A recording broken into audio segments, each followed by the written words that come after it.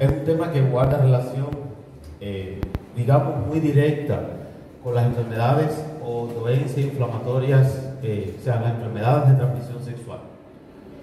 Los gérmenes que son responsables de producir una enfermedad inflamatoria están muy relacionados también con estas enfermedades de transmisión sexual. Y entonces, en la conferencia de hoy, nosotros vamos a ver la definición de la afección, cuál es el comportamiento epidemiológico, los microorganismos o agentes que son los responsables de producir la afección, la fisiopatología, los factores de riesgo, la clínica, o sea, las manifestaciones clínicas de la afección, cómo nosotros hacemos el diagnóstico clínico y el diagnóstico diferencial, qué conducta vamos a tomar con nuestra paciente y qué complicaciones y secuelas pueden tener las pacientes con una dolencia inflamatoria pélvica aguda.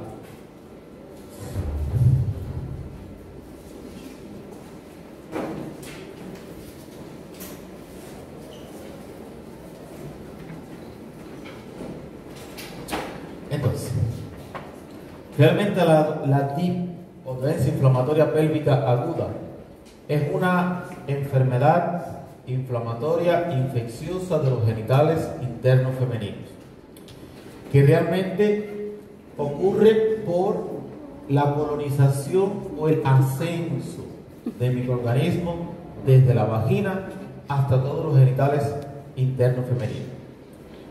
Ella tiene varias formas de presentación. Endometritis, ¿saben lo que es?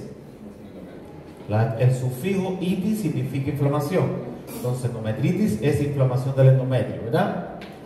Endomiometritis es inflamación, llega más a la profundidad, específicamente hasta el músculo uterino, por eso se denomina así, endomiometritis.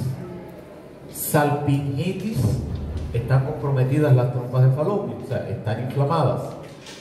Oforitis, inflamación de los ovarios. Salpingo-oforitis, ambos dos, trompa y ovario inflamados. Accesos tubo-ováricos, accesos en la trompa y en el ovario. Parametritis, los órganos genitales femeninos internos están cubiertos por peritoneo pélvico. Esa inflamación pélvica puede conllevar a un comprometimiento de estos tejidos peritoneales pélvicos y cuando ellos están comprometidos provoca una peritonitis ginecológica. Una peritonitis generalizada, es decir, que no solo está colonizando el peritoneo pélvico, sino que asciende al peritoneo abdominal y entonces es un cuadro realmente más grave. Por supuesto que todas esas formas de presentación tienen signos y síntomas que realmente la definen, o a veces están todos en una misma paciente. O que é realmente parametritis? Los tejidos, el peritoneo que cubre útero, ovario y trompa están comprometidos y se denominan parametrios, porque cubren por delante y por detrás todo lo que es los órganos genitales internos, incluyendo ligamentos redondos, ligamentos uterosacros, ligamentos cardinales que mantienen el útero fixo dentro de la pelvis.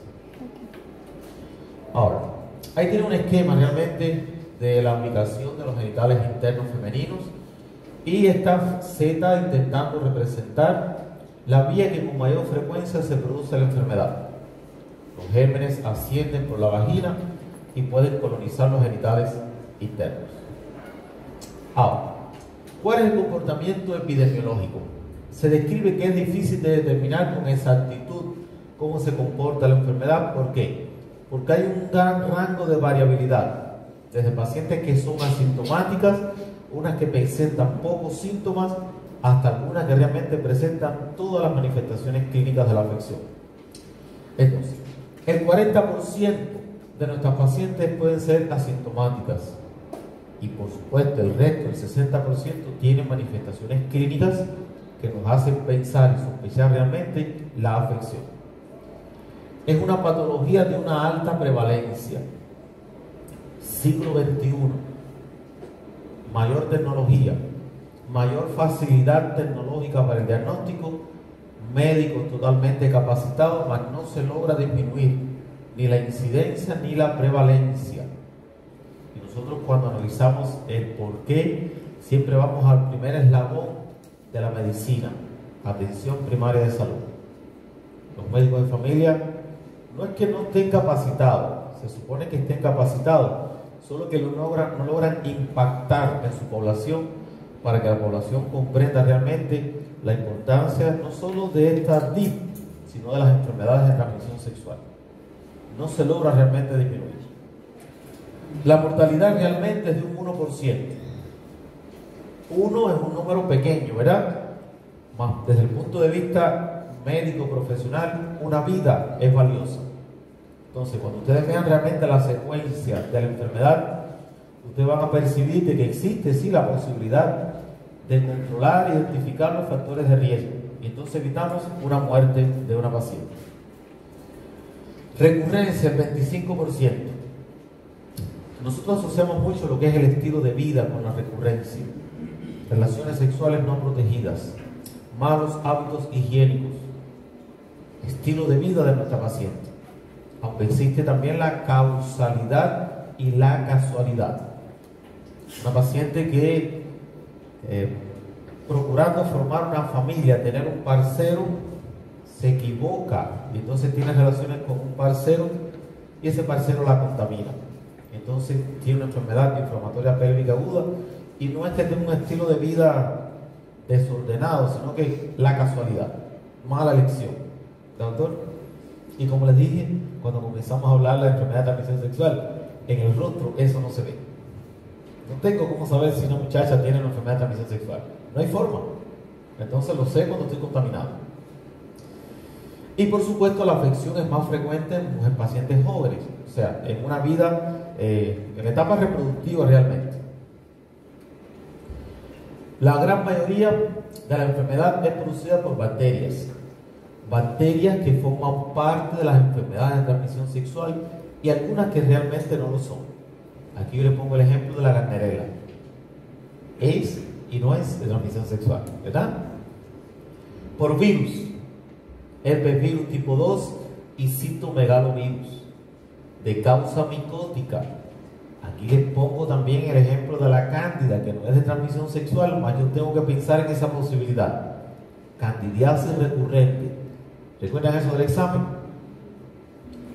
Yo la próxima les voy a revisar, porque muchos erraron esa preguntita. Les puse que era el concepto de candidiasis recurrente, me pusieron de 2 meses, no sé, es raro. Y la conducta, tratar al parcero, no sé, medicamentos, y tanto que lo repetí aquí en clase. ¿Más? 4, más de 4 veces en un año, con una crisis de candidiasis.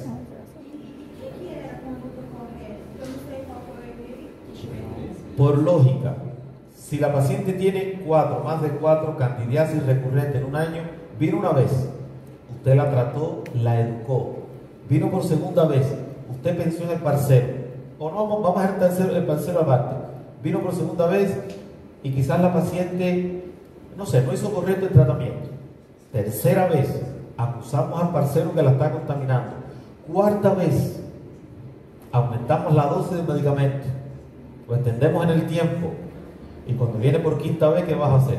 Yo tengo que pensar en que existe la posibilidad de una cándida no albicans, entonces tengo que tomar muestra de la vagina, de la secreción. Eso lo expliqué aquí en clase, más algunos erraron. Doutor, então aqui é mais de uma vez recorrente, é o que? Más de 4 veces, para ser recurrente, más de 4 veces. Urinária, que é mais de uma vez? Urinária. Infecção urinária, que é mais de uma vez? No sé, el urinario, no sé. Nas suas palavras, o senhor falando que era mais de uma vez. Mas Urinária. Não lembro se a urinária se mais de uma vez. No, yo estoy hablando 4 veces, para ser recurrente, 4 más veces en un año. O Cássio está confundindo urinária 2 vezes. Para ser mais recorrente, são 2 vezes no ano. Há 30 dias ele falou que são 4 vezes, eu tenho anotado, é mais de 4 o más. Pero por lógica, ¿entendieron eso? Por lógica, vino por primera vez, vino por segunda vez, vino por tercera vez, vino por 4 veces. ¿Qué pasa si estoy tratando a la paciente? La eduqué, traté al parcero, por así decir, y le dije que la última opción, pensar en el debut, el inicio de una diabetes mellitus. ¿Recuerdan eso?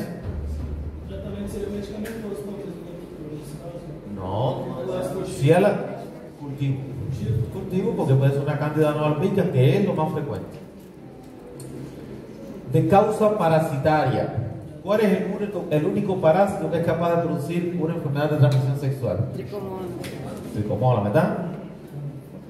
Ahora bien, fíjense acá. Etiología bacteriana. 70% son anaeróbicos y 30% aeróbicos. Con más frecuente, Neisseria gonorrhoeae y Chlamydia trachomatis. Las dos son de transmisión sexual, ¿verdad? Ahora, bacteroides de 20 a 24%, ureoplasma ureolítico de 5 a 17%, pecto streptococos 17%, Escherichia colis 15%, Gardnerella vaginal de 7 a un 13%, Fusobacterium 11% y Actinomyces israelis de 4 a 9%. La mayoría son flora vaginal normal. Entonces, a veces la enfermedad inflamatoria pélvica no tiene que ser producida por la Neisseria o el gonococo. Es lo más frecuente. Más otros microorganismos que viven en la vagina, cuando la paciente le crea las condiciones, ellos van a crecer y entonces hay un momento en que no caben dentro de la vagina y comienzan a migrar. Suben por el cuello y colonizan los genitales internos. Entonces, la vía más frecuente es la vía ascendente, ¿verdad? Para propagarse la infección, pero la vía linfática también es una vía muy importante. Los microorganismos colonizan la mucosa del cuello o la mucosa a través de una endometritis y por contigüidad de los tejidos o a través de la vía linfática se diseminan a los parametrios, colonizan los parametrios, colonizan el peritoneo realmente pélvico y producen la afección. Ahora, se describe, para describir la fisiopatología, se habla de que realmente cuando es de transmisión sexual, factores de riesgo, pero cuando es producido por los propios microorganismos de la vagina, se dice que realmente hay un desequilibrio entre el sistema inmunológico y los microorganismos que normalmente viven en la vagina. Crecen, se reproducen y entonces empiezan a migrar. Estos dos son los que realmente producen, o sea, lo más frecuente que nosotros vamos a encontrar. Ellos colonizan inicialmente la cavidad uterina y las trompas de falopio. Como es un proceso inflamatorio agudo séptico, provocan inflamación con sus 5 signos cardinales de la inflamación, ¿verdad? Dolor, rubor, tumor, calor y... ¿Cómo? Pérdida de la función o impotencia funcional, ¿verdad? Eso aparece en este tipo de inflamación pélvica aguda. La inflamación, por supuesto, provoca edema y provoca trombosis de los vasos sanguíneos en los genitales internos. Entonces, generalmente cuando la paciente cambia o condiciona, hay un cambio realmente en la estructura, la microflora de la flora vaginal, se crea un ambiente favorable para que estos microorganismos puedan crecer y desarrollarse. Como resultado de ese proceso infeccioso ascendente que alcanza las trompas y de la reacción inflamatoria que se produce, va a ocurrir en las trompas un fenómeno de vasodilatación. ¿Recuerdan? Inmunología, proceso inflamatorio agudo, reacción vascular y reacción celular. Llega mucha sangre al sitio de la lesión, se produce la salida de un líquido cargado de proteínas, exudado. Después se movilizan las células del sistema inmunológico y pasa de la circulación al espacio extracelular o al espacio tejido intersticial, diapéresis. ¿Recuerdan eso de inmunología? Y después quimiotaxis. Las células viajan al sitio de la lesión para activarse y destruir los microorganismos. Ahora bien, hay trasudación de plasma y destrucción del endosalping, con la consiguiente producción de un exudado purulento. Ese pus puede comenzar a formarse desde el endometrio cuando se produce una endometritis o simplemente en la trompa de falopio, una salpingitis. Todo ese edema provoca realmente la formación de pus. Ahora bien, En los primeros estadios de la enfermedad, la luz de la trompa permanece abierta, por lo cual se permite que este exudado salga por la fibria hacia la cavidad peritoneal.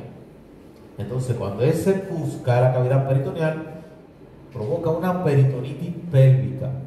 Hay dolor, la paciente tiene sensación de peso o dolor en bajo vientre. Como resultado de la inflamación peritoneal, las estructuras adyacentes, los ovarios, ligamentos anchos, intestino delgado, sigmoide y recto se comprometen en este proceso inflamatorio. Es decir, que ella se va manifestando de forma gradual en la medida que los microorganismos van invadiendo las estructuras de los genitales internos, y eso va dando síntomas en la paciente.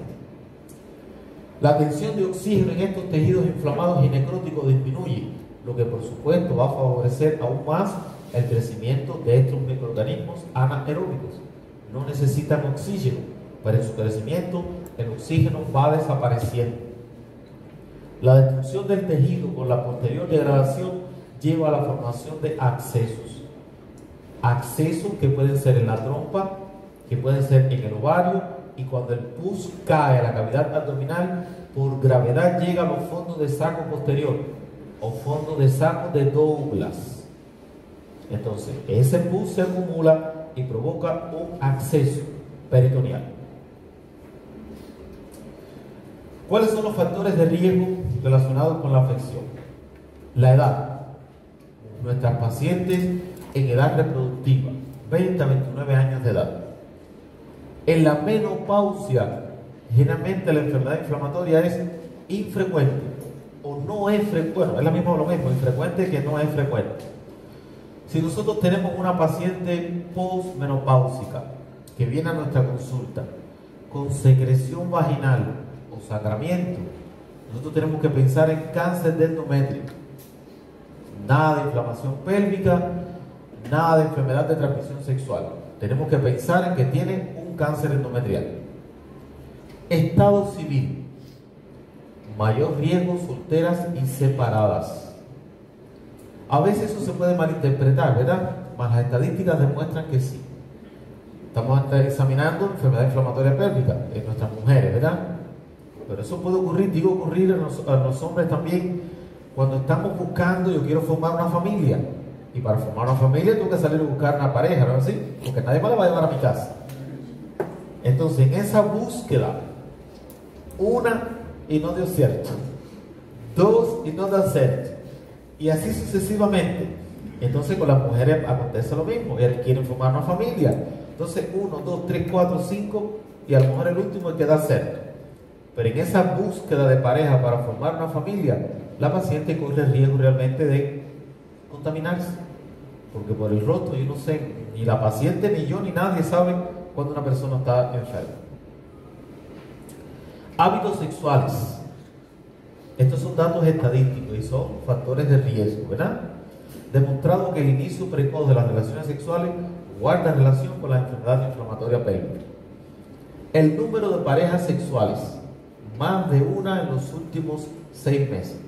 Son datos estadísticos. Cuando se estudia la enfermedad en un país, en una región o en un continente, esto aparece como una variable significativa. El cambio de pareja frecuente, igual que buscando pareja, no dio cierto, no dio cierto, no dio cierto. Entonces, en la búsqueda de parceros realmente nos contaminamos. Frecuencia coital, datos estadísticos, más de 5 coitos en la semana. Esos son variables que se analizan para el estudio de la afección, ¿verdad? Relaciones sexuales con la menstruación. La sangre es un medio de cultivo, ¿verdad?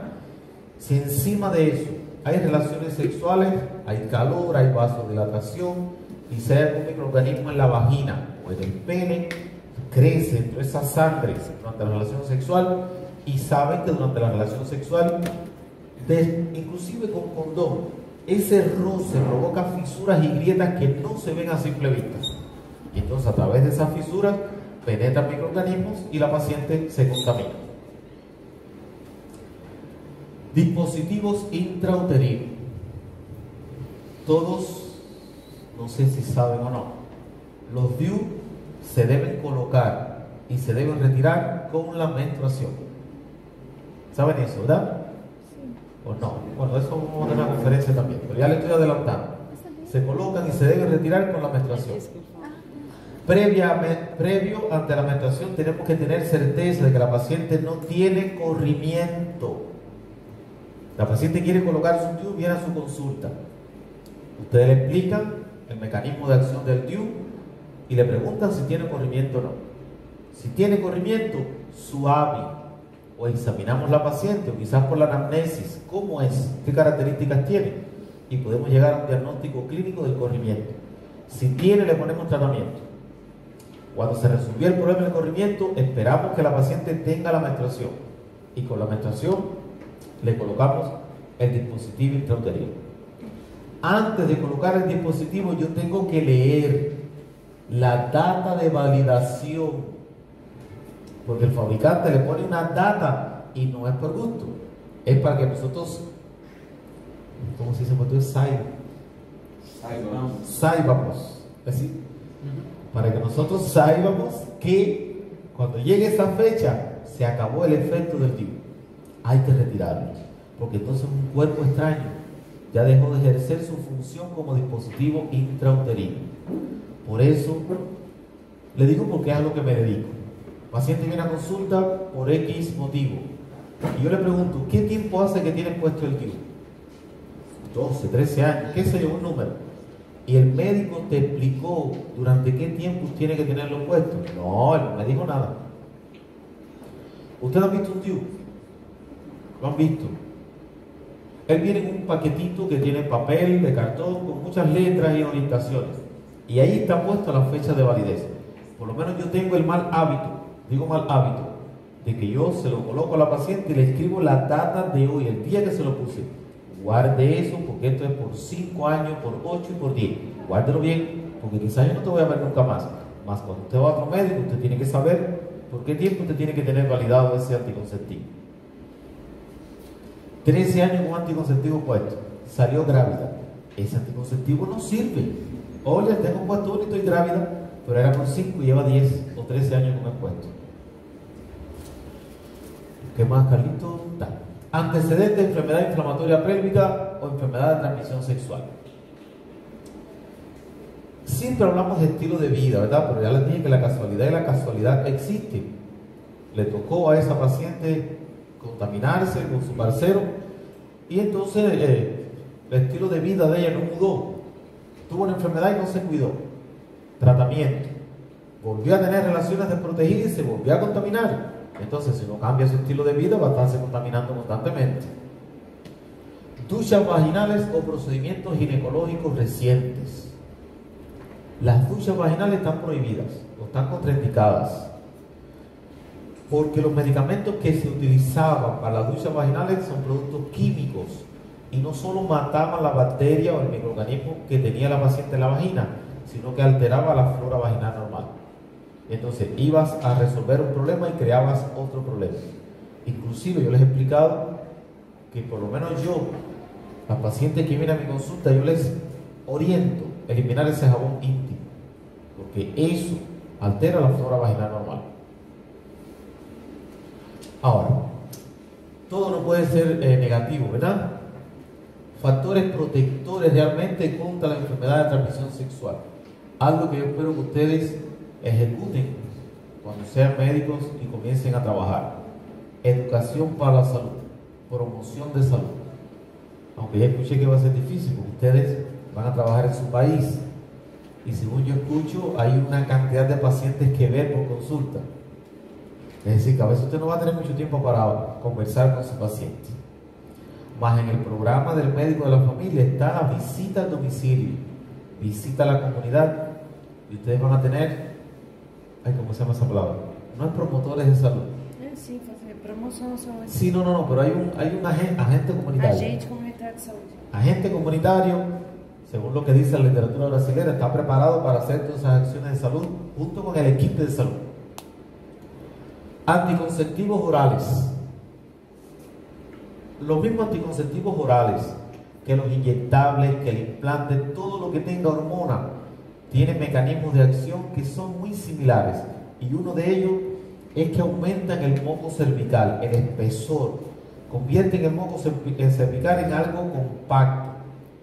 Uno, para evitar el ascenso de los espermatozoides, y segundo, para evitar que los microorganismos que pueden estar en la vagina puedan ascender y colonizar. Pero nada es absoluto, ¿verdad? ¿Por qué las pacientes gravidan tomando anticonceptivos? Eu tenho azar. ¿Cómo es, doctora? Eu tenho azar. No, eso de todo tiene un porqué. Nada es absoluto, existe siempre la ley de la relatividad. Y a veces veo una paciente, como siempre le pongo el ejemplo, grávida. Esa píldora, doctor. Hola, buenas tardes. Perdón, doctor, por interrumpir. Ya se paró. Ahora sí. Existe una clasificación también de las enfermedades o de la enfermedad inflamatoria pélvica aguda, teniendo en cuenta el origen, la causa que la producen puede ser responsable de las enfermedades de transmisión sexual o aquellas enfermedades que no son realmente, o aquellos microorganismos que no son realmente de transmisión sexual que pueden producir también la doenza. Clasificación anatómica realizada por Gaines-Piller, que vamos a ver en qué consiste.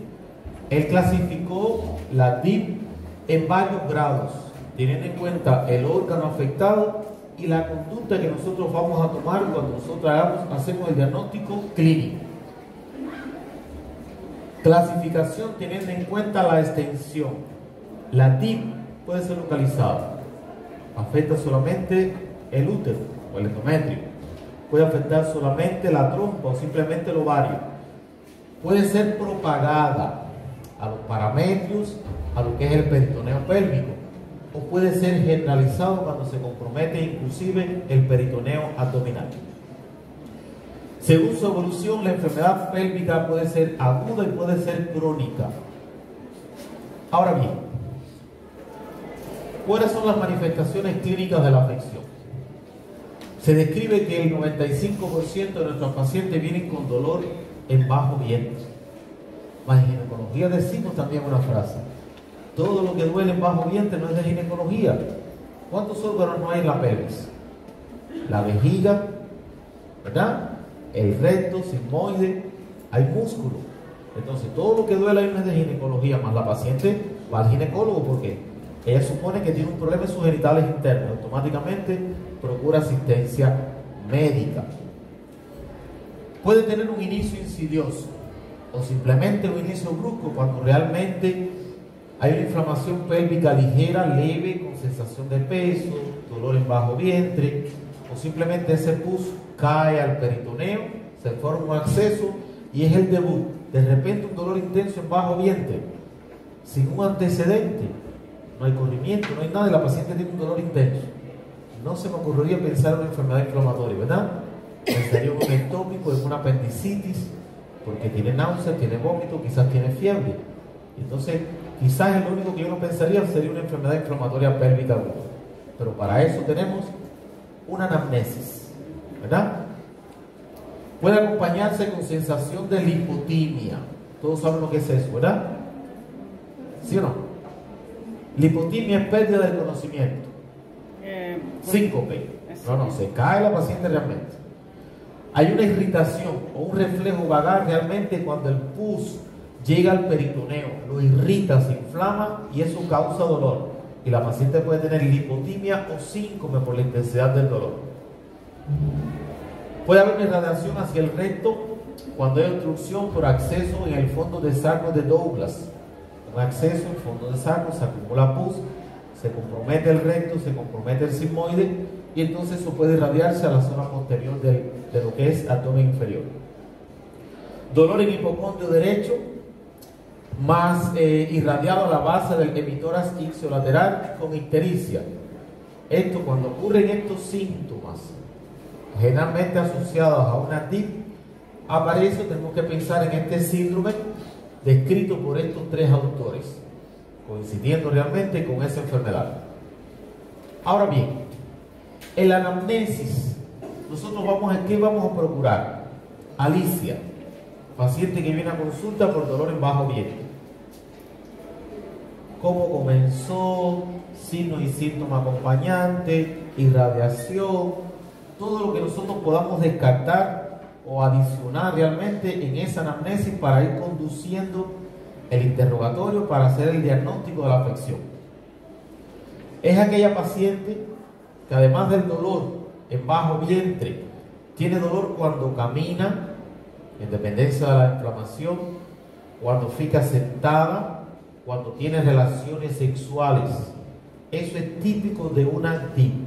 Por tanto, yo tengo que pensarla y dirigir mi anamnesis en función de ese diagnóstico. Menometrorragias, si está comprometido el endometrio, porque hay una endometritis, la paciente va a tener trastorno en su menstruación. Inclusive, menometrorragia, ¿a qué se refiere? Sangramientos que no guardan relación con el ciclo menstrual. Tiene un ciclo regular, cada 28 días, más entre un ciclo y otro la paciente tiene sangramiento. Por supuesto, la paciente va a tener dismenorrea secundaria, o sea, un dolor intenso durante la menstruación que no se puede, que nosotros somos capaces de demostrar. De eso vamos a hablar también aquí, hay una conferencia de eso. Falta mucho para llegar allá. Fiebre, náuseas y vómitos. O simplemente la paciente tiene un corrimiento vaginal o sangramiento que no guarda relación con la menstruación realmente. Ahora bien, la paciente llega a la consulta, hacemos la anamnesis y en dependencia del grado séptico de mi paciente puede estar comprometida toma del estado general, náuseas, fiebre, vómitos, palidez cutánea mucosa, o sea, signos de shock séptico. Examinamos, le tomamos los signos vitales a la paciente. Deitamos a nuestra paciente para examinar el abdomen. Y en dependencia de la irritación peritoneal, el abdomen puede estar distendidos. Ruidos hidroaéreos, eso es lo que significa esta sigla, ruidos hidroaéreos alterados. Es una palabra muy amplia, ¿verdad? Porque si yo le digo a usted eso que dice ahí, alterado, usted tiene entonces dos posibilidades, ¿sí o no? O están aumentados o están disminuidos, ¿verdad? Una palabra errónea que yo utilicé. En la etapa inicial de la TIP, el peritoneo no está tan irritado, entonces los ruidos hidroaéreos están aumentados. Cuando aparece el pus y aparecen los accesos, hay un mecanismo reflejo de irritación peritoneal que condiciona un ilio paralítico.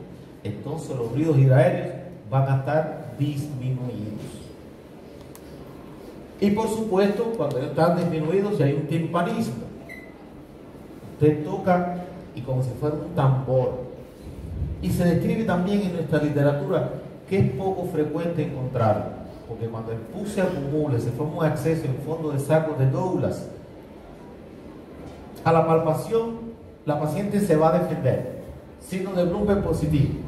Eso es una verdad, ¿verdad? Signo de Bloomberg. La paciente se defiende, quizás no deja ni que usted la toque. ¿Por qué? Porque el peritoneo está comprometido. Es decir, que la percusión va a ser más difícil. Usted lo hace una vez, más la segunda vez la paciente no se lo permite. Le quita la mano porque tiene dolor. Ahora, dolor en bajo vientre, corrimiento. ¿Qué es lo primero que tenemos que hacer? Colocar un espéculo. ¿Para qué? Para ver las características del corrimiento.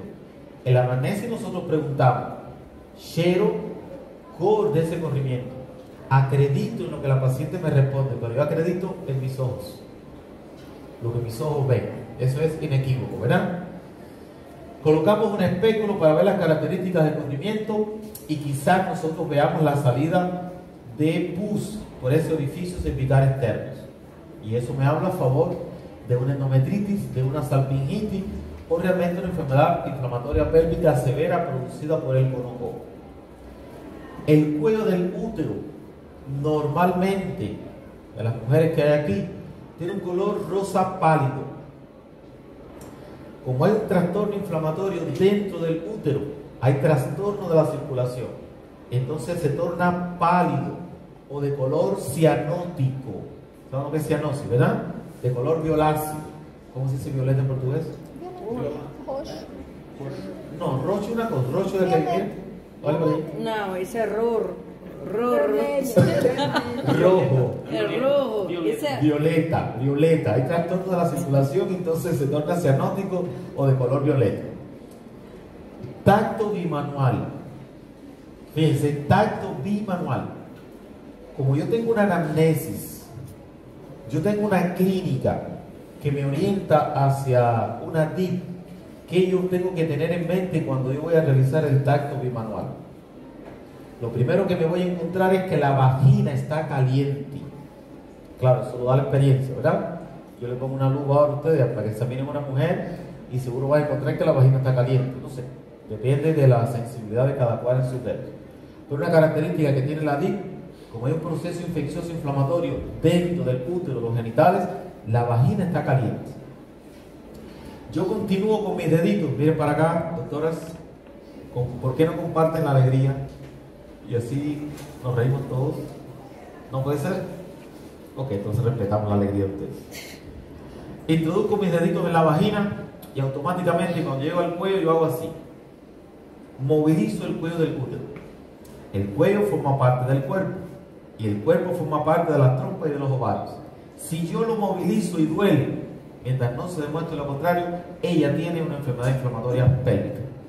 Ni ectópico, ni embarazo normal, nada de eso produce dolor a la movilización del cuello del útero. Ahora, cuando hay inflamación, sí. Movilicé el cuello, tiene dolor, ya es suficiente, más yo tengo que seguir porque yo estoy aprendiendo. Mis deditos los coloco por debajo del cuello y con estos deditos en la vagina yo llego al fondo del saco. Quizás cuando llego al fondo del saco la paciente va a tener dolor, porque si tiene pus en el fondo del saco, cuando tú toques ahí, ella va a sentir dolor. Intento, fíjense cuántas cosas tengo que tener en mi mente. Yo intento con los dos deditos que están en la vagina elevar el cuerpo del útero, para con esta manito que está en el abdomen, pegar el cuerpo del útero con esta mano. O sea, tener entre la vagina y el abdomen el cuerpo del útero. Si tiene una enfermedad inflamatoria, yo no voy a lograr elevar el cuerpo del útero porque la paciente va a tener dolor, no lo va a conseguir. Pero estoy describiendo lo que uno tiene que hacer, lo que debemos hacer. El cuerpo del útero, ¿verdad? Lateralizo mi manito para ver si yo palpo la trompa o el ovario. Normalmente no se palpa. No hay forma de palparlo realmente. El ovario es pequeño, la trompa es una estructura realmente muscular lisa que no se palpa, excepto que esté inflamado o que tenga un acceso en su interior. Mas si está inflamada, cuando yo intento tocarlo a través de la vagina y el abdomen, la paciente va a tener dolor. Y eso se llama dolor al palpar los anejos, o sea, intentar palpar la trompa y el ovario. Entonces, eso clínicamente nos permite hacer el diagnóstico de una DIP. Ahora, existen criterios clínicos creados por Sumer y Thompson y algunos por Age realmente para el diagnóstico de la afección. Se describe también que el diagnóstico en ocasiones es difícil, porque hay un gran porcentaje de las pacientes que son asintomáticas, o sea, pasa un tiempo desde que se contrae la afección hasta que aparecen los síntomas, aproximadamente entre 15 y 20 días en que la paciente tiene la enfermedad, más realmente no tiene síntomas. Todos tenemos un umbral del dolor diferente. ¿Saben lo que significa eso? Umbral del dolor, ¿verdad? Uno lo tenemos alto, otro lo tenemos bajo y respondemos a los estímulos en dependencia de ese umbral.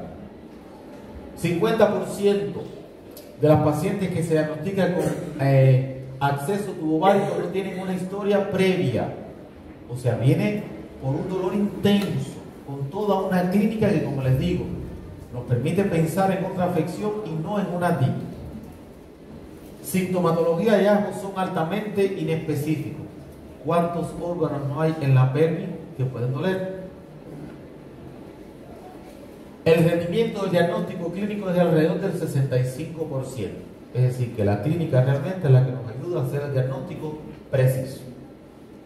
Ahora bien, ¿cuáles son los criterios establecidos por Sumer y Thompson? Sensibilidad a la palpación del abdomen inferior, signo de Bloomberg positivo. Ali naquele slide fala que ela, grande porcentagem é assintomática, mas eu estava entendendo que ela é bem assintomática. Hay un tiempo que es asintomático. De 15 a 20 días la paciente está contaminada, está inflamada realmente, mas no tiene síntomas. Ah, então pode... En etapas iniciales. porque na grande maioria ela só procura o médico quando já está bem avançado, porque ela já está sintomática. É, porque aí eu falei, uai, mas tá bom, obrigada. Disminución de los ruidos hidroaéreos en etapas tardías que van a dar momento en que se establece el equilibrio paralítico y entonces no hay ruidos hidroaéreos. Dolor a la movilización del cuello del útero y dolor al intento de palpar los anejos, derecho o izquierdo. Los criterios que estableció Ayer: sensibilidad a la palpación abdominal con o sin signo de Bloomberg positivo, sensibilidad anexial al tacto vaginal y sensibilidad a la movilización del cuello o del cuerpo del útero. Ya les digo, ni en el ectópico. Usted tiene un paciente con un embarazo ectópico que usted todavía no lo ha diagnosticado, usted lo está intentando diagnosticar, usted hace un tacto vaginal, la vagina no está caliente, usted le mueve el cuello y no duele, usted eleva el cuerpo del útero y no duele. Cuando tocas el anejo, usted palpa una tumoración, que en ocasiones no duele también. Gran cervical con diplococos gran negativos intracelulares, eso mientras no se muestre lo contrario, es un monococo. Leucocitosis mayor de 10.000 por milímetros cúbicos, complejo inflamatorio anexial, la presencia de material purulento en líquido peritoneal obtenido por cordocentesis. Eso es la punción del fondo de saco de Douglas. En nuestros protocolos está descrito que eso debe hacerse. A nosotros, yo salvo excepciones, yo funciono. ¿Por qué? Si yo por clínica tengo el diagnóstico, yo tengo una anamnesis, yo examino a mi paciente y yo tengo el diagnóstico clínico, ¿para qué yo voy a funcionar? ¿Para extraer pus y mandarlo a cultivar? No, mejor tomo su muestra de la secreción vaginal, que va a estar el mismo germen. ¿Entendieron? Más el protocolo dice que una forma de hacer el diagnóstico es realmente funcionando el fondo de saco posterior, extraemos pus y sí, tenemos un acceso y ponemos a cultivar ese pus. Y temperatura mayor de 38 grados centígrados de nuestra paciente. Ahora, ¿qué exámenes de laboratorio yo voy a utilizar que me ayudan al diagnóstico? Miren qué cantidad de exámenes hay ahí. Ustedes recientemente hicieron un examen de hematología. ¿Qué cosa es hemograma?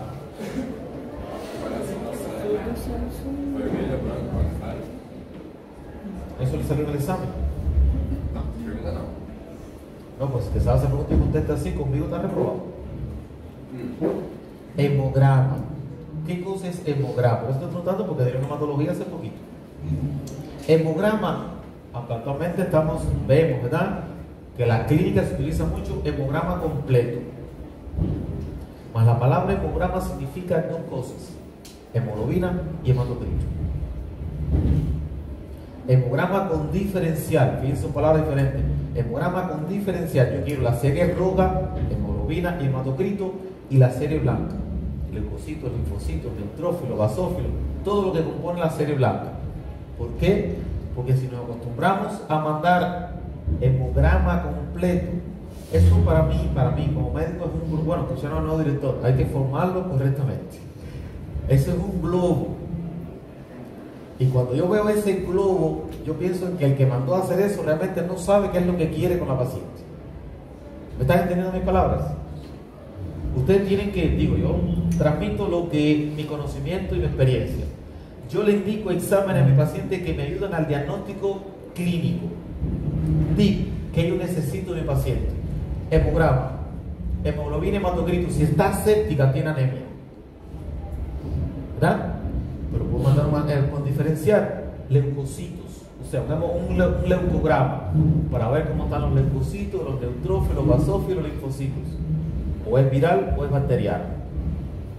¿Por qué, doctor, le hacía esa salvedad? Porque cuando usted pone hemograma completo viene plaqueta. ¿Para qué quiero saber las plaquetas de la paciente? Nada, van a estar normales. Velocidad de volumen corpuscular medio, conteo de reticulocitos, hemoglobina corpuscular media. ¿Para qué yo quiero eso en una paciente que tiene una sepsis? Para nada. Entonces yo tengo que saber qué yo le voy a indicar a mi paciente que me ayuda al diagnóstico. Velocidad de sedimentación globular. ¿Han escuchado ese parámetro hematológico, verdad? ¿Sí o no? O eritrosedimentación. hematología. Ese es un parámetro que nosotros utilizamos en ginecología para hacer el diagnóstico de laboratorio de una DIP. Es fidedigno para ella. En nuestras mujeres el valor normal es hasta 20 milímetros cúbicos y en los hombres hasta 15. Generalmente cuando hay una DIP ella se eleva tanto que puede tener un valor de 3 cifras. Por tanto, me ayuda al diagnóstico y al seguimiento. Yo hice el diagnóstico de laboratorio y clínico. Comencé con tratamiento. A las 72 horas la paciente tiene que comenzar a mejorar, clínicamente y de laboratorio. Entonces yo utilizo ese parámetro para evolucionar realmente en mi paciente. Proteína C reactiva. Ustedes son testigos de que proteína C reactiva se indica prácticamente para todos los procesos sépticos, infecciosos, se manda proteína C reactiva, porque ella se altera en cualquier proceso infeccioso, hasta por una alveolitis, una inflamación de un diente, la proteína C reactiva se altera también. Pero está comprendido que tenemos que indicarla dentro del protocolo para avaliar la magnitud de la infección. Uroanálisis: vejiga, útero, trompa y ovario. La paciente tiene una DIP y no puede coincidir con que tenga una cistitis, una infección urinaria. Los mismos gérmenes que producen la DIP pueden provocar una sepsis urinaria. Entonces yo le debo mandar a mi paciente un examen de orina, ¿sí o no? Y vamos al detalle. La paciente tiene corrimiento, tiene dolores bajo vientre, tiene náuseas, tiene fiebre, y yo sospecho una infección urinaria además de la DIP. Entonces yo tengo que orientar a la paciente cómo colectar la orina, porque si la paciente no sabe, puede venir positiva. Leucocitos abundantes, bacterias abundantes. Y si la paciente no se educó, el examen viene positivo. Y entonces, ¿qué yo voy a tratar? Si la paciente yo no le indiqué correctamente cómo colectar la orina. Eso es importante también, ¿verdad? Ahora bien, generalmente nosotros también mandamos serología específica, o sea, mandamos a cultivar la secreción vaginal, o sea, hacemos una fotosintesis para el diagnóstico de la bacteria. En ocasiones el GRAN no me sirve para el diagnóstico de la clamidia.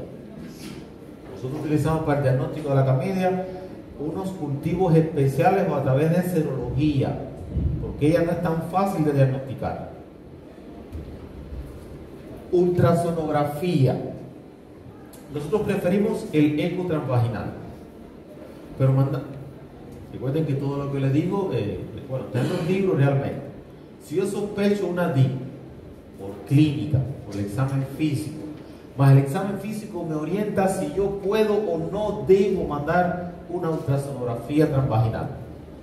Ya les dije, al toque no se tocan las trompas, no se tocan los ovarios, pero tampoco se ven las trompas de falopio a través de una ultrasonografía, excepto hidro o piosalping, o simplemente acceso.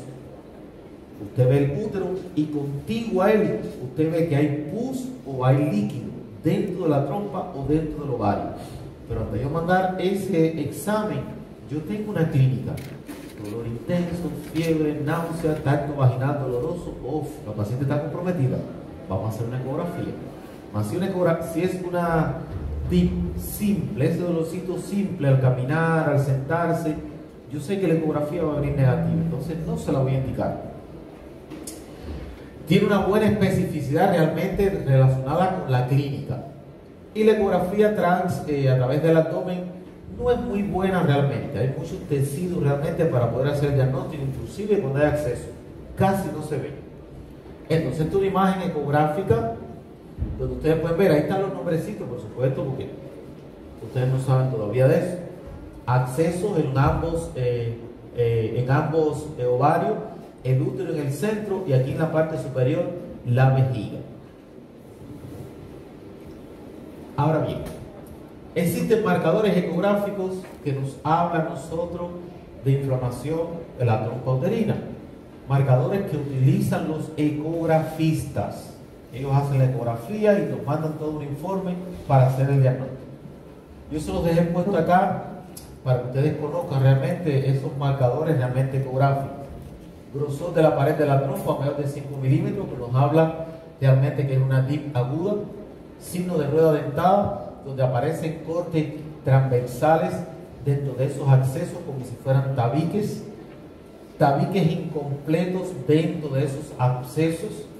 Signo de cuenta de rosario, corte transverso también en la trompa o en el ovario.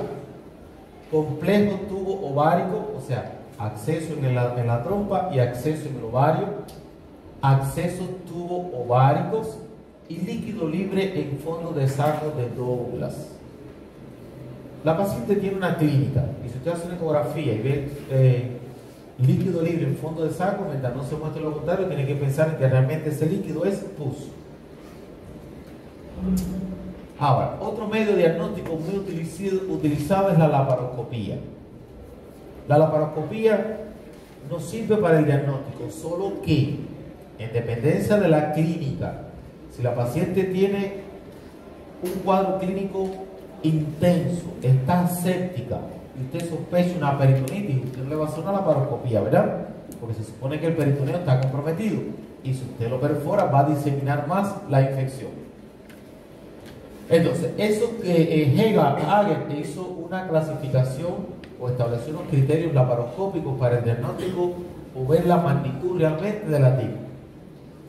Leve cuando las trompas uterinas están libres, o sea, no hay ningún tipo de adherencia. Ella puede tener eritema, edema en al menos una de las trompas y hay prácticamente muy escaso exudado, es decir, que es el inicio prácticamente de la DIP. Moderado, la trompa no es permeable, o sea, la trompa está obstruida. La trompa es difícil de movilizar porque tiene adherencias anexiales o compromiso de los tejidos locales, o sea, todo lo que son los paramentos se encuentran comprometidos, están inflamados. Y es severa cuando hay piosalpio, o sea, hay pus, puede estar la formación de un acceso en la trompa o en el ovario, o un complejo tubo ovárico. Ahora bien, fíjense en esas imágenes. Generalmente, recuerden la primera clase de anatomía, ovario y encima las fibras de la trompa de falopio. Existe una relación anatómica. ¿Para qué? Cada vez que se produce la ovulación, esa fibra capta el ovocito y lo transporta por la trompa. Cuando hay una DIP, en dependencia de la magnitud y del momento en que se hace el diagnóstico, ya puede haber una alteración de la anatomía.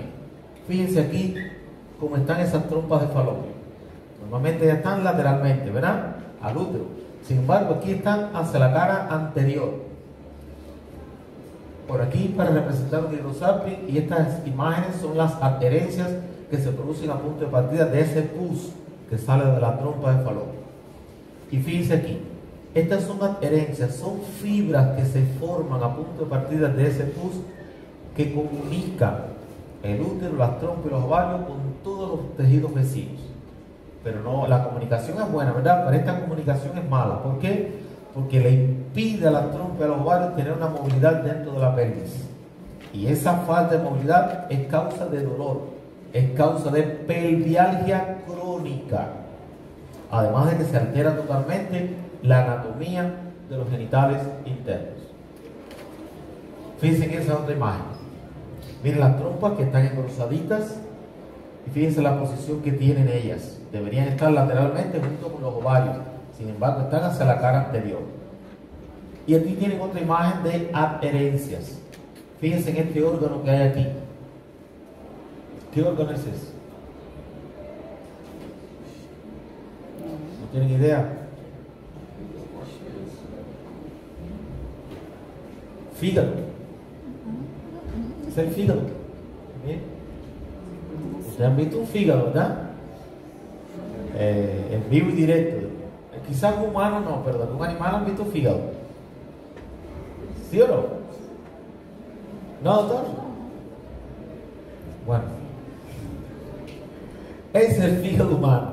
Y eso que ustedes ven ahí son adherencias que están uniendo el fígado con lo que es el epiplón. Fíjense que lo están uniendo el intestino delgado. Eso causa dolor, porque el intestino delgado tiene que moverse en su producción de los alimentos. Como no puede moverse, eso es causa de dolor. Ahora, ¿qué ventaja tiene la laparoscopía? Nos permite hacer el diagnóstico de salpingitis, hacer el diagnóstico de los accesos tubováricos, nos permite diagnosticar la peritonitis ginecológica y nos permite también hacer el diagnóstico bacteriológico. Si yo entré al abdomen y vi adherencias y vi pus, yo extraigo muestra y la mando a cultivar para ver qué germen me está produciendo la enfermedad. Desventajas: no siempre está disponible. No sé si alguna ha tenido la oportunidad de ver un equipo de laparoscopía. Son unos tubos largos que normalmente hay que esterilizar por largo tiempo, y en los hospitales no siempre hay tantos equipos de laparoscopía, así que no siempre están disponibles para realizarla. Para realizarla, no sé cómo funciona acá, pero donde yo soy, para hacer una laparoscopía hay que llegar a un consenso de todo un servicio de ginecología. Yo soy el médico que la estoy atendiendo, pero yo tengo que presentar el caso entre todos los ginecólogos para llegar a una decisión con esa paciente que yo decidí hacerle una laparoscopía, así que tiene que estar bien justificado. No diagnostique endometritis, porque a través del abdomen yo no puedo ver el interior del útero. Yo veo el útero, pero lo que hay dentro no lo veo. Puede no detectar mínimas inflamaciones del tracto genital. En una DIP, inicialmente, que no hay pus, usted solo puede ver un eritema de las trompas, solamente eso. Ahora fíjense en estas otras imágenes imaginológicas. Esto, por supuesto, son accesos en el ovario. Fíjense que los accesos tienen tabiques. Miren cómo dividen. ¿Alguno ha visto imágenes de ovario policístico? Parecida, ¿verdad? El ovario poliquístico es más pequeño, no son tan grandes las imágenes como esa, ¿verdad? Ahora, los criterios específicos realmente para el diagnóstico tienen que unificarse: anamnesis, examen físico, exámenes de laboratorio y exámenes realmente complementarios: laparoscopía, ultrasonografía transvaginal y en última instancia resonancia magnética. Es muy buena para el diagnóstico, dependencia de la clínica. Cuando hay una DIP leve, no sirve para el diagnóstico porque no diagnostica. Ahora, en las DIP que son moderados severas, que sea acceso, ella sí es útil. Además de que no es invasiva, pero tiene un costo. Ahora, ¿con qué patología nosotros hacemos el diagnóstico diferencial? Embarazo ectópico, tumor ovárico complicado, apendicitis aguda, colecistitis aguda, cuerpo lúteo hemorrágico, neumonía basal derecha, hepatitis y pielonefritis aguda. Todo aquello que me pueda causar un dolor en bajo vientre me sirve para hacer el diagnóstico diferencial. Y ese síndrome, acompañado con peritonitis, alteraciones hepáticas, que me da la impresión de una neumonía de la base del pulmón derecho, también me sirve para el diagnóstico diferencial. ¿Cómo vamos a tratar a nuestra paciente? Los dos microorganismos más frecuentes es el gonococo y la Neisseria gonorrhoeae y la Chlamydia trachomatis, ¿verdad? Entonces todos mis esfuerzos deben ir dirigidos a utilizar un antibiótico que combata esos dos gérmenes. ¿Por qué? Imagínense si usted tiene una paciente que usted le hace el diagnóstico clínico de una DIP. Usted le pone tratamiento o mandan a hacer exámenes complementarios. ¿Qué usted faría? ¿Entendieron la pregunta? A su consulta viene una paciente que usted le hace el diagnóstico de una dolencia inflamatoria pélvica. Y yo les pregunto, ¿ustedes le ponen tratamiento o le mandan a hacer exámenes complementarios? Eso no quisiera. Tratamiento. Es lo lógico. ¿Qué tiempo demoran los exámenes de laboratorio? 72 horas. ¿Qué tiempo demora un cultivo de una secreción? 5 a 7 días. Y en ese tiempo los microorganismos no se están reproduciendo. Entonces, empíricamente, si yo tengo dos gérmenes que son los que realmente me producen con mayor frecuencia la afección, yo tengo que comenzar tratamiento empírico para intentar disminuir en lo posible esos microorganismos hasta tanto esté el resultado de los exámenes. Por supuesto, el tratamiento temprano disminuye las complicaciones y las secuelas del cuadro. Cuanto antes usted comience el tratamiento, mejor. Pero ustedes saben cuántos médicos no graduados tenemos en la RUA. No en la RUA, dentro de la familia. Dolor en bajo vientre, paracetamol, ibuprofeno. ¿Te duele el estómago? Omeprazol. Entonces, después que utilizó analgésicos, antiinflamatorios, se acuerda que citó un médico. Pasaron 3, pasaron 4, pasaron 5 días. Y entonces usted ya tiene una paciente con una DIP moderada o severa. Ahora bien, los tratamientos. En dependencia de la clínica, nosotros podemos tratar a la paciente de forma ambulatoria o simplemente internamos la paciente. ¿Qué paciente nosotros vamos a internar?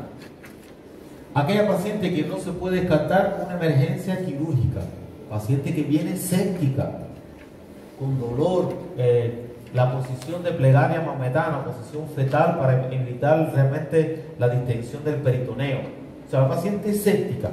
Esa, mientras no se muestre lo contrario, está comprometida. Es decir, que internarla, porque posiblemente yo tenga que operarla, tenga que hacer cirugía en ella. Paciente embarazada, no es tan frecuente. Durante la gestación se pueden tener relaciones sexuales, ¿sí o no? Sí. Y existe siempre riesgo. Máxime, si el pH de la vagina cambia, de ácido se torna alcalino, tuvo relación sexual y se contaminó y está grave y puede tener una DIP. Adolescente nulípara joven, prepuber sin respuesta a un tratamiento antibiótico oral, 16, 17, vino con los síntomas, le hice el diagnóstico y como que los síntomas no son tan severos, yo decidí hacer un tratamiento oral, mas no resolvió, por lo propio de la edad. 3 días mejoró y suspendió el tratamiento. No puede ser seguido o no tolera el régimen por vía oral. Pacientes que no consiguen engolir el medicamento, porque lo vomitan, porque le da dolor. Entonces, yo tengo que internar a ese tipo de paciente. Trastorno clínico severo o sepsis. O sea, ahí toma del estado general. La paciente está séptica. Entonces, yo tengo que internar a la paciente. Paciente que se hizo el diagnóstico de un acceso tubovárico, la única forma de resolverlo es internándola para evacuarlo. Y paciente negligente o difícil. Negligente es aquella paciente que no sigue las orientaciones del médico. ¿Saben eso, verdad? No vamos a catalogar negligente aquella que comienza el tratamiento y lo suspenda a los 3 días porque se siente bien. Es aquella que no acredita en el tratamiento del médico, no se lo toma. Y paciente difícil. Ese tipo de paciente usted lo tiene que haber dado en medicina comunitaria. ¿Verdad? ¿Sí o no? Se les olvidó. Eso es importante también, ya pasó por alto eso. Pero es un tema importante dentro de nuestra profesión como médico. Un familiar es un paciente difícil, ¿sí o no? Un amigo es un paciente difícil. Un médico es un paciente difícil.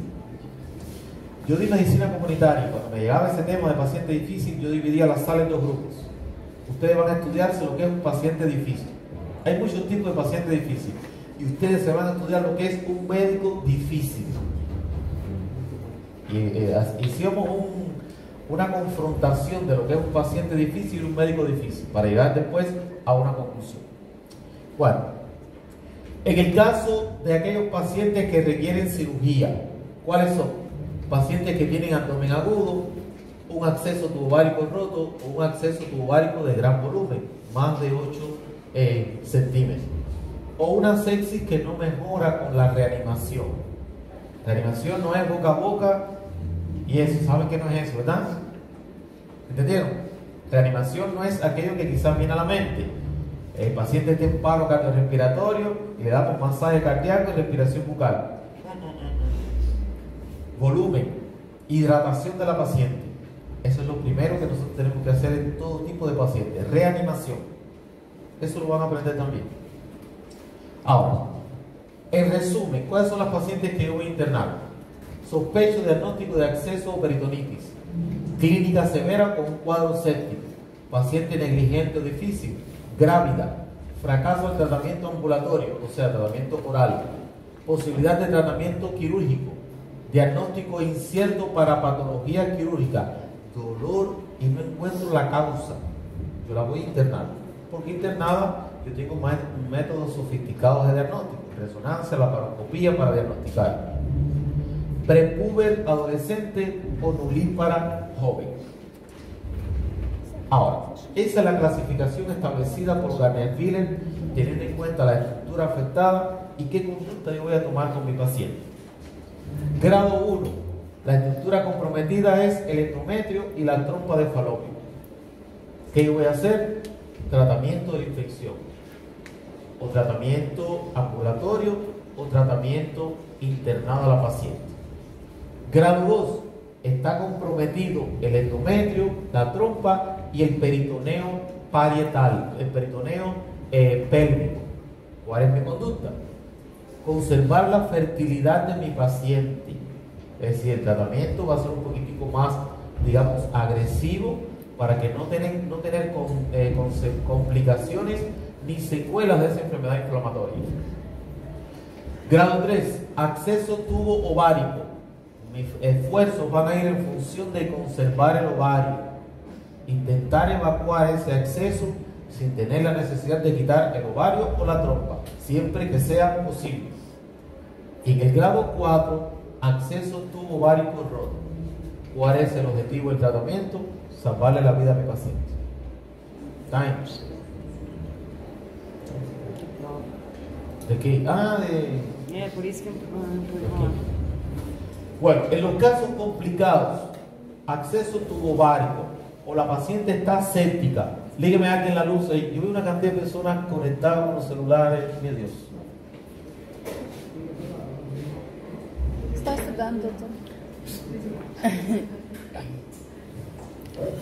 ¿Cómo pensar que es verdad eso?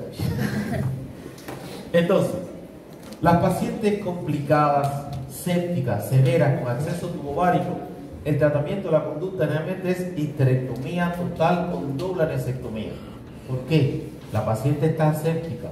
El foco séptico está ¿dónde? En el útero, en la trompa y en el ovario. Entonces, para salvarle la vida, hay que quitar el foco de la infección. Por eso las enfermedades inflamatorias pélvicas hay que tratarlas agresivamente siempre.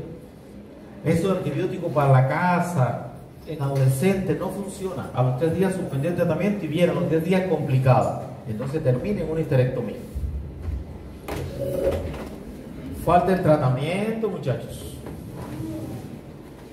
Vamos a pasar la lista. Después hablamos de conducta.